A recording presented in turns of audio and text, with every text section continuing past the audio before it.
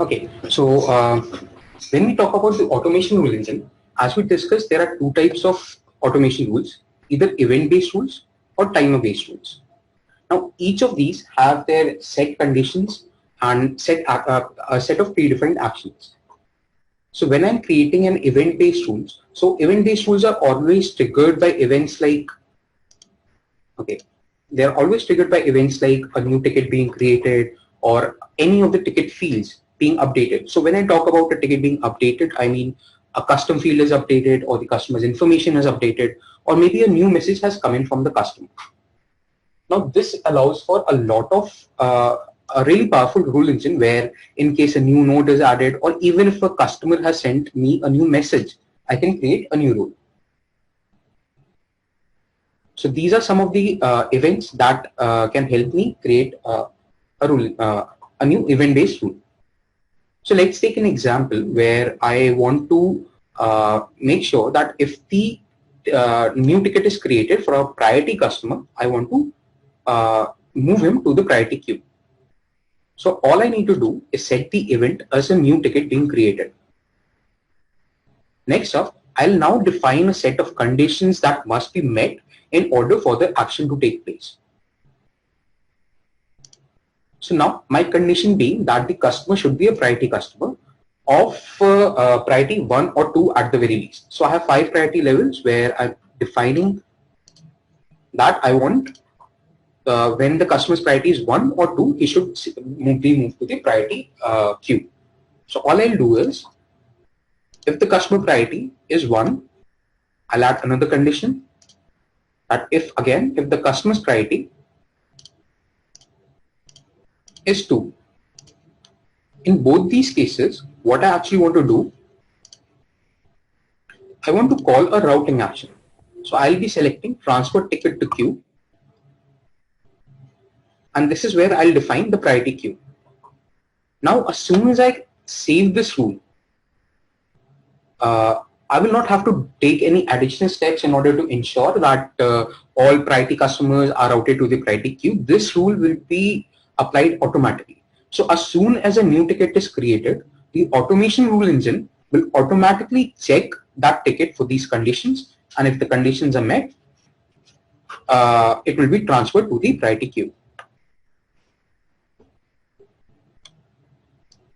Okay. So now I have created a rule where I'm providing premium SLAs to my priority customers, right? Now, what if I want to prevent that SLA from ever being breached? So let's just say my resolution SLA is of 1 day. However, I want to make sure that this 1 day SLA is never actually breached, and I can maintain all my service levels, because for any contact center or customer engagement center, meeting with the SLAs is one of the top priorities. So in such a case, I'll go to the timer-based rules where I'll be adding a rule. Okay, so let's just say prevent SLA breach. This is the rule. Okay. Now I simply select the process and campaign on which I'm implementing this rule. So all the tickets are currently being created in the multimedia support queue, and once now based on the rules, they move either to priority queue, like the one in the previous example where I'm moving priority customers to priority queue, or to the escalation queue, which I would now be moving the ticket to. So right now I select multimedia support. Now timer-based automation deals primarily with ticket SLAs, or how long a time has passed since the ticket was created or a message was received. So these are the kind of conditions that I have availability in timer-based rules. So I can even create rules on the basis of how long since a customer has sent me a message, or today in today's date, how many how many messages I have received from the customer, or even how long the time is left since the ticket resolution is due. So this is the condition that I want right now, because I want to prevent the SLA ever being breached. So I'll simply select since ticket resolution due. Now is less than 6 hours. So what I've just told the automation rule engine is that in case the ticket resolution is about to breach in the next 6 hours, then I want to take the actions that I'm going to define now. So in these actions, so I would probably want to escalate this ticket because I need someone to working on it immediately.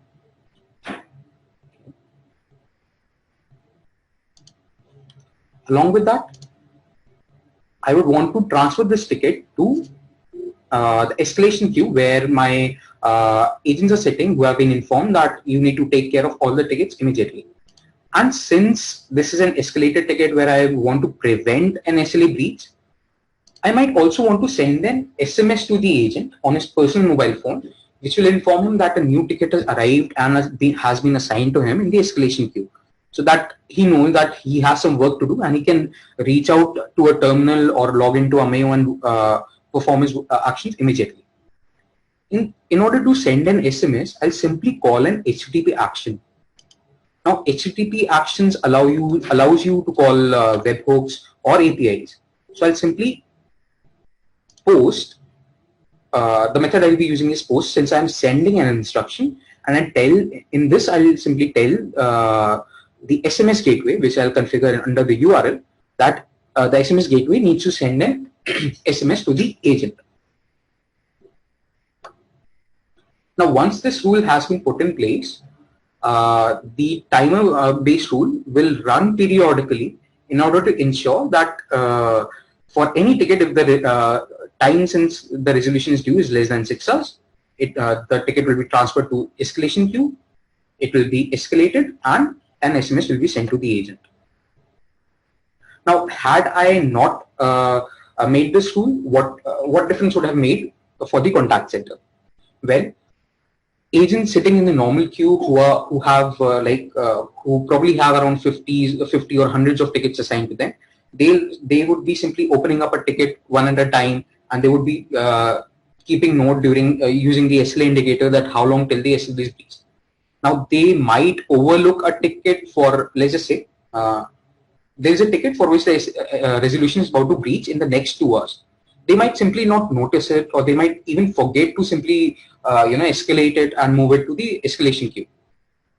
That might result in an SLA being breached and your KPIs being affected. However, with this rule in place, this would never actually happen. So now we have taken two use cases, where in one use case I have moved the customer to the priority queue. In other use case, I have tried to make sure that the SLA never breaches. However, what to do in case the SLA has actually breached?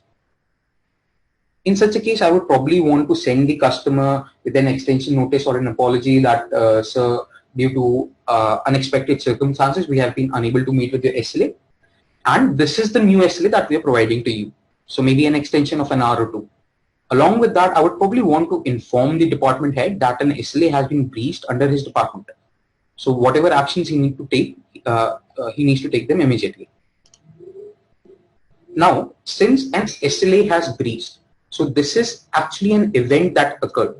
So what I want to do is create an event-based rule. So I'll simply add a rule under the expo process with, in the escalation queue, let's say, okay, normal queue, that the SLA has breached. Resolve SLA breached.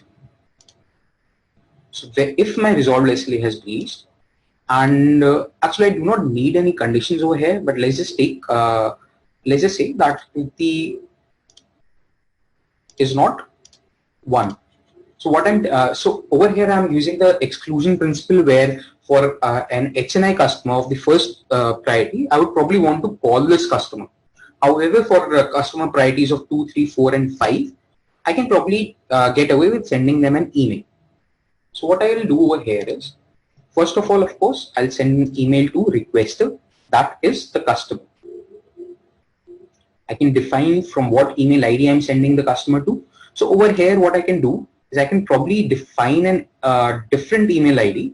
So it something like I don't know, CEO@manishwarbank.com. some or relationship manager at moneyshotbank.com, so that the customer also feels that somebody higher up is taking personal attention to my ticket. And over here, I can define a subject and a message to the body where I can even use placeholders. So instead of simply saying dear customer, I would probably want to use something like the customer's actual name. So I'll just send all this information to him, which can include the new ticket SLA or the agent who is now going to work on this ticket. So all these things I can send to him in an email. Again, letting him know basically that yes, we have not forgotten about the ticket. Someone is actually working on it. Along with this, I want to send a ticket to the department head. So let's just say right now this ticket belongs to the finance queue. So I now want to send an email to the HOD finance, right, at Manisha Bank. So I can actually put in a customized email ID over here on which I'm sending this ticket. And over here, I'll mention the details of the ticket that is being breached. So these were just some basic examples of basic and straightforward examples of what the event-based rules or timer-based rules are capable of. There can be really complex use cases as well, where a combination of both the event and timer-based rules are used in order to perform complex automation. So these was just single rules that I created. Now what we need to keep in mind is, it will not be a single rule in place. There will be a grip of rules, an entire army of rules, you could say, that would be working in order to automate your contact center and moving the human element out of automation, out of the process. So while your agents will be interacting with the customer, while they would be involved in performing complex tasks, such basic and repetitive and essential tasks can be taken care of by the automation rule engine itself. So team, I just want to ask if there are any questions till now. You can always send them over on chat or raise your hands using the Zoom meeting.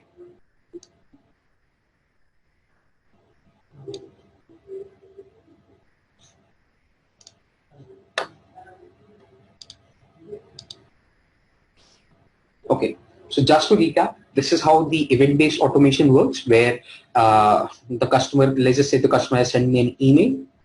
The event has generated since there's a new ticket created.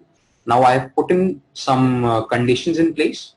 That the condition is, if the email contains words like cancellation and the amount is greater than 10,000, then an internal action occurs where the ticket is routed to the refund queue, and an external action occurs where an email is sent to the customer. So these are the different conditions and actions available in an event-based rule. So do place a ticket. Do take a minute to review these, and in case if there is a condition or an action that you do not understand, please do ask right now.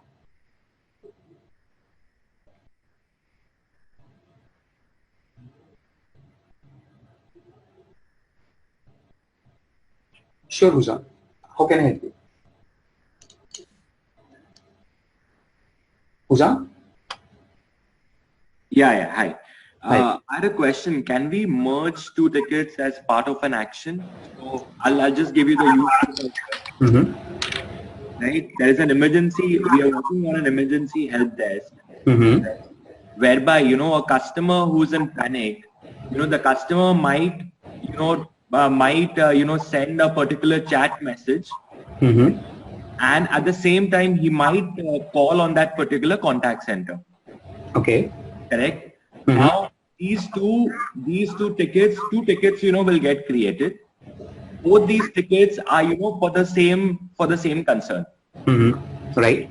Correct. So can we set a rule whereby because the two tickets are coming in a span of like, let's say 8 seconds or 10 seconds, right? Can we merge both these tickets together as one single ticket? Okay. So, Husam, currently this action is not available in the automation rule engine, but this is one of the reasons why we are having this exercise, since the sales people are the one who are actually interacting with the customers and are actually getting to know the real life use cases. So one of the purposes of this exercise is to make sure that we can cover all these actions as well. So this is a very good use case where, just as Susan explained, where we might want to merge tickets together using the rule engine. So again, I'll definitely send this to the product request. But Husam, currently, yes, this is not available. Okay, okay. So do keep us updated, when we have this, as part of the action list. Right. Okay, sure. That's one of the things that, the customer expects, from a rule engine. Definitely, Husam. Yeah. Thanks. Sure. Any other use cases that you might want to discuss? Anyone?